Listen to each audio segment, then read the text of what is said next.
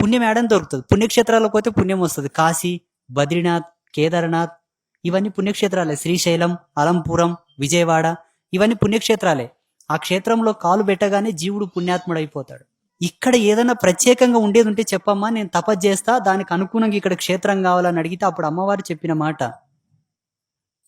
ఈ క్షేత్రంలో భుక్తి ముక్తి రెండూ ఉంటాయి. ఈ క్షేత్రం అందుకు అనుగుణంగా నిర్మాణం కావాలని అమ్మ చెప్పింది. కాబట్టి దానికి మళ్ళీ శాస్త్ర రచన చేయాల్సి వచ్చింది.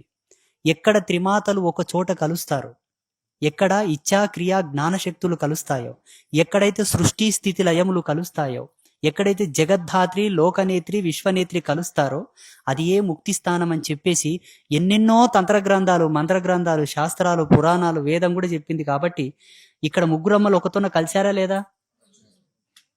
కలిసిండ్రా లేదా? రోజు చూస్తున్నారా లేదా? అందుకే ఇది ముక్తి క్షేత్రం. ఎవరు వచ్చినా ఇక్కడ ముక్తిని పొందుతారు. ఎవరన్నా రాని, ఎంతమంది అన్నా రాని, ప్రపంచమే కూడా ఇక్కడికి వచ్చిపోని వాళ్ళు ముక్తిని పొందుతారు.